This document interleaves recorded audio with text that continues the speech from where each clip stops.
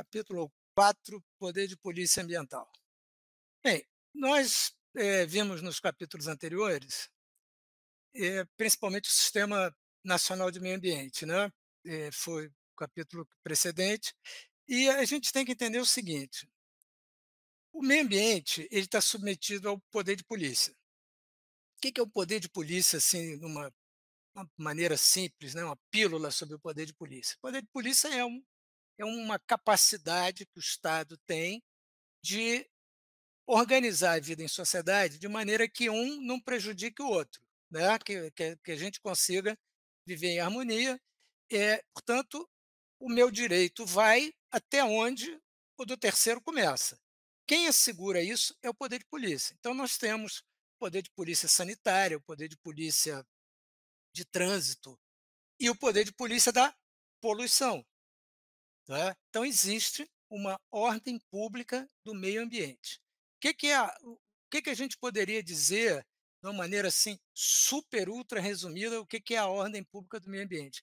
É que nós todos, pessoas naturais e as pessoas jurídicas, sobretudo as empresas, né, obedeçamos aos padrões e parâmetros de qualidade que são fixados pelo Sistema Nacional do Meio Ambiente, capítulo anterior, em relação ao lançamento de matérias que sejam capazes de alterar o ambiente que nós vivemos, alterar de maneira adversa. Chamo a atenção também de vocês para o seguinte: o direito ambiental, o Sistema Nacional do Meio Ambiente, o poder de polícia ambiental, ele só se preocupa com a alteração negativa, adversa do meio ambiente, causada pelo ser humano, chamada fontes antrópicas.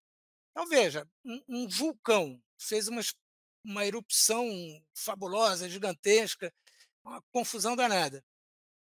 O poder de polícia ambiental não tem o que fazer com isso, porque nós não vamos multar um vulcão, não vamos multar um maremoto. Então, esse poder de polícia, ele incide sobre os seres humanos, não é? Então, a base do ponto de vista federal para que esse poder de polícia se exerça é o decreto 6.514 de 2008. Lá estão as infrações administrativas contra o meio ambiente, né? A série delas. Mas essas infrações administrativas contra o meio ambiente, são posteriores ao dano causado, ao estrago feito.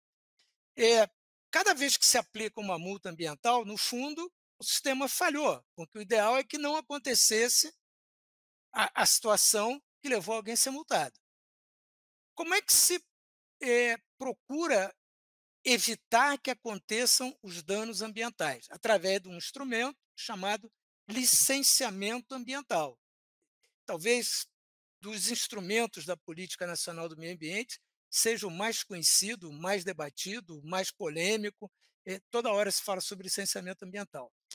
Esse licenciamento ambiental, ele no fundo, ele é uma expressão de um princípio do direito ambiental, que está lá no capítulo 1 do livro, que é o princípio da prevenção. O que o princípio da prevenção busca fazer? Ele busca evitar que os danos aconteçam, porque nós sabemos que o meio ambiente, de certa maneira, é o que a gente chamaria em direito civil um bem não fungível. Isso é um bem que eu não posso substituir por outro de igual qualidade e quantidade. Então, se eu não posso substituir, o ideal é que eu não destrua. E para isso serve o licenciamento ambiental, por isso ele é um instrumento tão importante.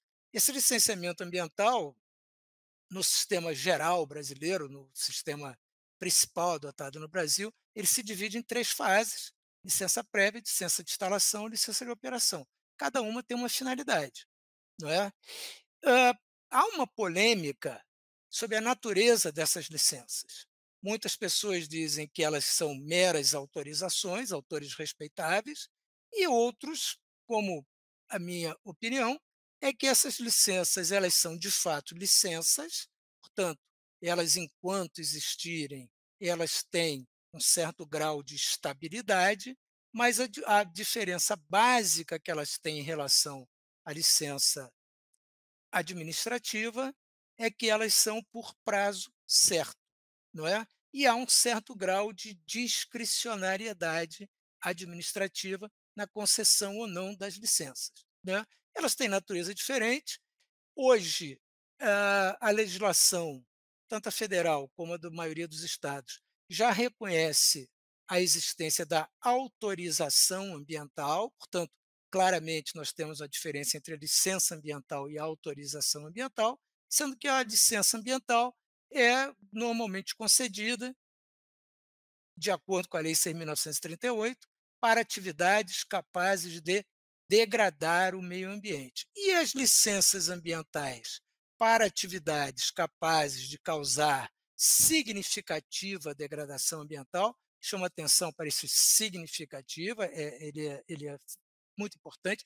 Nesse caso, a obrigação de estudo prévio de impacto ambiental. Bom, professor, então todo licenciamento precisa de um estudo prévio de impacto ambiental? Não, todo licenciamento ambiental precisa de um estudo ambiental.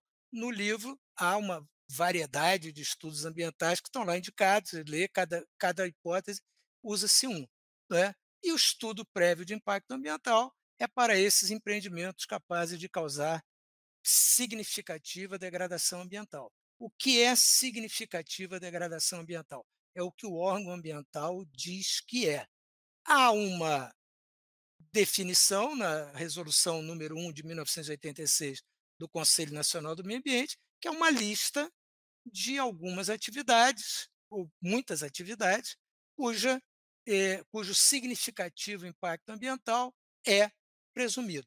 Tá? Então, chama atenção, esse é um tema muito relevante, esse do licenciamento ambiental, ele é praticamente o dia a dia de todas as pessoas que trabalham com meio ambiente. Tá? Muito obrigado a todos.